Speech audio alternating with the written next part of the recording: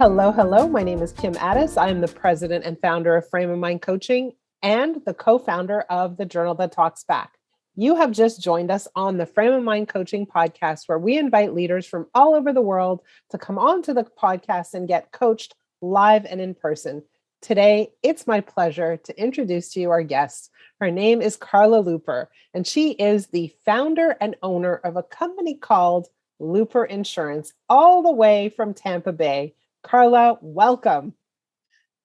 Thank you, Kim. I'm glad to be here. I'm pretty excited to be able to talk about what we do and work-life balance and the things that we talked about the other day just a little bit. Yes, Carla and I spoke briefly. And what I want to do is first start off by saying, Carla, tell us a little bit about Looper Insurance. Who do you serve? What kind of insurance do you supply? Give us a little bit of an update on who you are and what you're up to.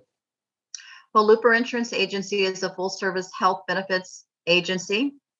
I have been in business for 6 years. Prior to that, I was working for another company for 13 years. And then I have an extensive background in human resources and, like I said, sales with the employee benefits. So What we do is we do all the ancillary products, if you're not familiar with things like that. So, and major medical, which is a hot topic all the time nowadays. Especially now. Yeah, right. It really is. Yeah. Okay. So, and on a personal level, you're living in Tampa Bay. Give us like a bit of a status update. Married, kids, divorced. Like, what's your current status? My current status is I have been in the Tampa Bay area for 40 years. I have been married for, well, it'll be 31. It would have been 31 years this March. I'm recently separated, so we're showing a little bit of vulnerability here. I have 3 adult children, 4 grandchildren, and they are the joy of my life. They're a lot of fun. I really have a wonderful time with my grandkids. Okay, amazing. So Tampa Bay for 40 years. And my hobbies, I love to write. So. And you've written a book, is that accurate? No, I have not written a book yet. I'm working on my book. It should release this year, and that's my goal, hopefully by June. Okay, amazing. And what is your book about, just so that the audience can keep an eye out for it? My book is basically overcoming, I want young women, middle-aged women, basically overcoming anxiety, overcoming obstacles in the workforce. Okay, great. But I'm very passionate about that piece of it. I'm sorry, go ahead, Kim. No, that's great. That's great. I think that anxiety is a huge topic. Anxiety is a huge topic right now. And so it's timely and appropriate. I think it's timely and appropriate, especially with, the high rate of suicide that's out there that we see rising, mental health, the things that are going on behind that. I know when I first started having panic attacks in my early 20s, due to a lot of things in my life, that there wasn't a lot of help. Nobody really talked about that issue.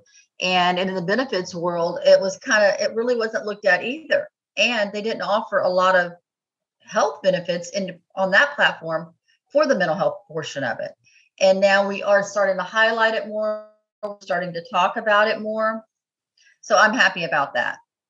Absolutely. And you know what, as I've mentioned many times on this podcast, that is one of the primary reasons that we launched the Journal That Talks Back, specifically to help young professionals deal with all of the ups and downs of their professional careers, but also their personal lives too. We find that young people right now are struggling more than ever. And so we're there to support them specifically with that. So we're on the same page. We're aligned. I love that. So let's turn a corner here. Just tell me, what is the challenge you want to talk about today?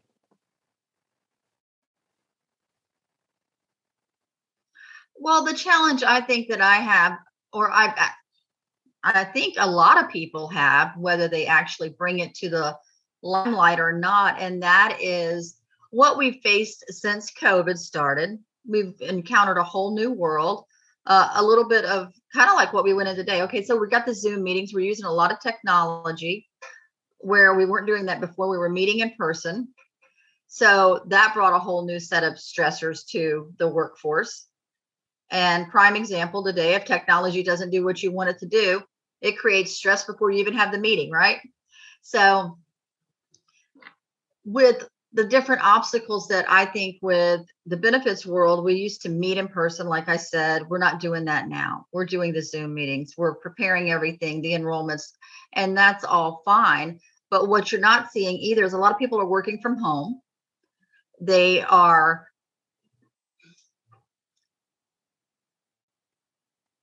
it's compounded by a couple of different things, where a good example when we talk a little bit, let me rabbit trail here, talk a little bit about that book that I was talking about earlier that I'm writing, is where everybody could get away and escape their family, right? Or family life, if you will. You're not getting to do that now. You're home, you're with the kids, you're with the animals, everything is there. So you're not getting to escape that. And it's creating a lot more stress. And we're seeing that in the workplace. And we're also seeing what it's like for the population to integrate back into the workplace from being remote. And that's making a big impact as far as stressors go as well. So when I come in, I like to try to go over a wellness program and things that are going to benefit the employees, not just in their benefit package for the normal things that we go for, our physicals every single year and things like that. But really, I'm very passionate about that mental health piece on there. And with me, I experienced a lot of death during COVID. I lost my brother to cancer. He didn't die of COVID, but he was very weak during that time. And this is something that all of your business owners may have experienced. Maybe not, I shouldn't say all, but they've experienced COVID in some form or another. Like they say, 1 in 3 people have cancer. Well, I can guarantee you 1 in 3 people have experienced COVID death, COVID related problems, and those stresses are huge. So and we really need to come up. How is it impacting you? So what's your challenge? What's the thing that you want to talk about with respect to you? Is it that, all of this change, you've experienced a bunch of loss in your personal life, in your family, your brother? What is the challenge that is? We all have challenges, right? What's the one that's at the front of your thoughts right now? Well, I would say what is at the front of my wheelhouse right now is you think you're moving through all of those things, whether you have, those personal things play a part into your work life. It doesn't matter what position you hold in an organization, they play a big part in your work life. And so the thing is having coping skills to be able to share with employees and organizations, I think is huge, because not everybody can come back to work in 3 days of bereavement. They cannot come back in 3 days from being separated or going through divorce or the problems with their children at school or any of these different things that they're being faced with. And that's where that work life, I want to say balance, because we all want that work-life balance. I hear so many HR people say, oh, we have work-life balance here. Well, define that. What is that for you? Because what it might be for you is not going to be what it is for me. So my challenge is I run an organization. I have to show up. I have to show up whether I want to crawl under the covers and go back in the hole, if you will. I still have to show up. So it's creating those work-life situations where those people are comfortable and they can talk to you and they can be vulnerable. And I think we're getting there where we can actually be more open-minded and listen to them and, figure out what can we do to make the world at work better. So for me, being the CEO of my organization, I have to reach out to my coach, right? Because I need someone to help me to lead my organization better or to give me coping skills or mechanisms that are going to work best for me. And so that's what I do. I have a great coach, Barbie, and I mentioned her earlier to you before we got on the show today. And she has been instrumental in actually giving me different leadership skills, letting me be able to recognize my weak areas, which and get away from your ego. You have to get away from your ego. You have to be able to go in deep and look at, what am I doing wrong? What can I do better? And be able to implement those things within your organization. Yeah. So let's kind of back up a bit, because you threw a lot out there, and I think it's very interesting. The first thing you talked about was work-life balance. And you said everybody talks about work-life balance, but what is that? How do you actually define it? And it's funny, because I've always said to my clients, to the coaches that are on the team, we're not actually here to help people achieve work-life balance. And it's a fallacy. And I'll explain to you why, right? What happens when things are in perfect balance? Like, imagine you're in a playground. And I know those of you who are listening have probably heard this from me a million times before, but let's do it again. What happens when there are two kids on a playground on a seesaw and they're in perfect balance? Carla, what's happening right now? Well, I'm listening to you. So when they're in perfect balance, they're fine. But what's happening? What's happening? Do you see anything happening in front of you? Well, there's no movement. Exactly. Exactly. Nothing's happening, right? There's no motion. There's no progress. There's no motion. There's no action. There's no anything. We're not going anywhere, right? So when we look at balance, we want moments of balance. We want moments when we're breathing, taking a breath, taking a pause, taking a stillness, moments of stillness. But we don't want a lifetime of stillness. We don't want a lifetime of perfect balance. We want to be on the ride, right? We want the ups and downs of the seesaw. That's why we get on the seesaw, right? So we're not after work-life balance. That's first and foremost. The question is, so the ride gets bumpy sometimes, right? And certainly lately, the ride has been super bumpy. Would you agree? Super bumpy. Yeah. And so the question isn't, how do I get balance? It's, how do I enjoy the ride? How do I not feel sick on this ride? How do I not, just crave getting off? This is the ride. I'm on this ride. And, some of the questions that show up could be, is this the ride I want to be on? Is there another ride that's more fun? But it's never, I want to just stop riding, right? I just want to stop, right? That's not what we're going for. And so we want to start asking questions. Is this the right ride for you? Now, even if you're on the ride, it's still going to get rocky, whatever ride you're on. They're all rocky. They all have bumps along the way. So now the question becomes, how do we fortify you to handle the bumps so that they don't feel so painful, so you don't feel sick, so you're actually having fun, that you're enjoying the experience? And that's the question, right? And so in order for us to enjoy the experience, in order for us to enjoy the ride, including the bumps, we need a certain level of emotional resilience. And that resilience comes when we are able to interpret what's happening in a way that serves us. Because if we interpret what's happening as terrible, horrible, awful, like we're just getting beaten up time and time and over and over and over again, then it's not fun. It's just not fun. No, it's not fun. Right. So the way we interpret what is happening in front of us will determine how we feel and how we enjoy the experience. And so the issue is, I see in the world, and maybe with you too, Carla, is that it's been bleak. It's been hard to interpret things in a bright, shiny way. It's just been hard. But extremely. But that's the work that we need to do, is to be able to kind of take our experiences and say, okay, so where does this take me? What is this good for? Literally, not sarcastically, I'm good for nothing, right? What is it actually good for? How does this serve me? Where does this bring me? What has this taught me? How does this strengthen me? How does this take me to the next place? What do I do with this? And so kind of backing up, the real lesson here is that people who achieve extraordinary goals, and forget about goals, people who live lives that are full of joy, full of enthusiasm, full of a sense of peace, which is really what you're talking about, as opposed to balance. We're looking for peace. We're looking to be okay with the world. People who live that way are able to interpret their experiences differently from others. They have a much, much higher level of emotional resilience. And by emotional resilience, they get knocked down, but not only do they get back up again, they do something with that experience. They turn it into some kind of advantage, some kind of a gift, Right. some kind of a purpose. Right? So the way we interpret everything will determine how we feel, including whether or not we feel anxious or stressed.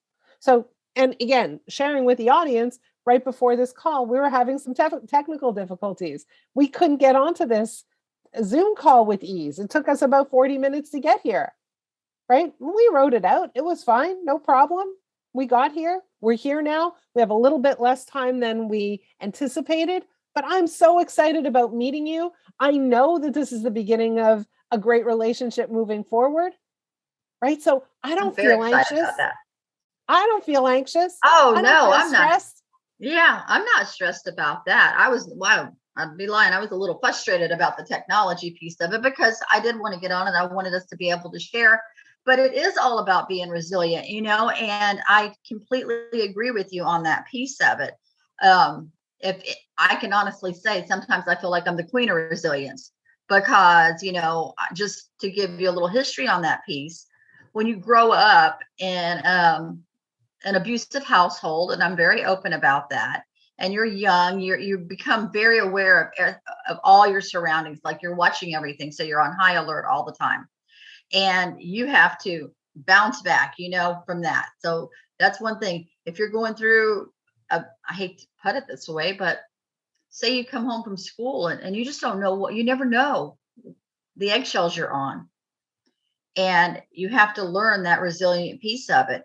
And then as you're going through your life, you're going to get hit with all those potholes in the road that we discussed earlier. And you have to learn how to navigate through that. And that's not always easy. And not everybody can. And not everybody gets back up.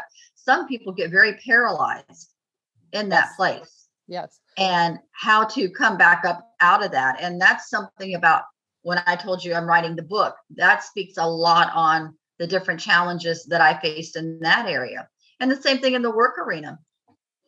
Insurance was a world of work for men when I first came into this, to be perfectly honest. True. It's very cutting edge. It's funny that we're in Women History Month and we're talking today on this because it's changed quite a bit. But you have to be resilient, and you're going to get used to the word no and bounce back from that. You know what I hear when I hear no? I hear two things. I hear no, not right now. That doesn't mean no, right? Mm-hmm. So I just hear no, not right now. And I also hear next. So that means it doesn't matter. There's going to be another one and another one and another one. Like this isn't the end of all my opportunities. There's always something else. And I like how you say I hear next, because I hear I can. It's like, okay, I understand that there's a no there, but I still think I can. So maybe let's do a workaround and see what can happen. Right. But what you said earlier is very important. And I want to kind of leave the audience with this one piece of information that you shared earlier, is that when we are when we're the leaders of the organization and we don't want to go to work, but we still have to, when we want to stay in bed instead of showing up on a Zoom call and we show up anyways, right? What do we do? What do we do? How do we handle that? And Carla, you said something earlier that I think really is very important, is that you reach out for support. You reach out to your coach. You reach out to people. You reach out to things that fortify you, people that fortify you, people that help you show up and handle the bump. Well, and you have to, and I call that your personal board of directors, and that's a real small circle, but I need that person that's not a yes person. I need that person that's going to tell me, Carla, you know what? You got to get up. You got to go do this. You know what? Move your butt, basically. You've got to do this. Get up and move. Then you need that person that's going to analyze everything and give you more of a logical approach to those things. And then you need that person that's just going to motivate you and build you up, because we as leaders, literally, I watch motivational things. I'm reading self-help books. I read a lot of different things. One of my favorite books is Release Your Brilliance by Simon Bailey. I love him because he talks about how we're a diamond in the rough and we're constantly being cut. and refined. And we're constantly being refined every single day. And going through this whole time with COVID, my business has constantly been refined. Yeah. And what I think I would leave you with most is that word resilient. People really have to understand what that means. And we have had to become more resilient in the last couple of years than ever in my entire life. And I'm a pretty resilient person. I don't go down long and I don't quit. Well, I can see that you're tough, but I've really, really enjoyed spending this time with you. And I'm going to enjoy the time we spend afterwards together. I'm looking forward to that very much. For those of you who are listening, really the lesson is when something knocks you down, what are you doing with it? How are you turning it into an advantage? If you have a challenge that you want to share on the podcast, please reach out to me. My email address is kim@frameofmindcoaching.com. If you have a challenge that you want to share, but maybe not so much on the podcast, please reach out to me as well. Again, my email address is kim@frameofmindcoaching.com. If you're interested in learning more about coaching, please check out our website, frameofmindcoaching.com. We just launched a new group coaching opportunity that you need to check out. It's crazy because we are offering the first month for free. So please check it out. We will see you next week. Carla, thank you so much for being a guest on this podcast. Thank you, Kim. I really enjoyed it.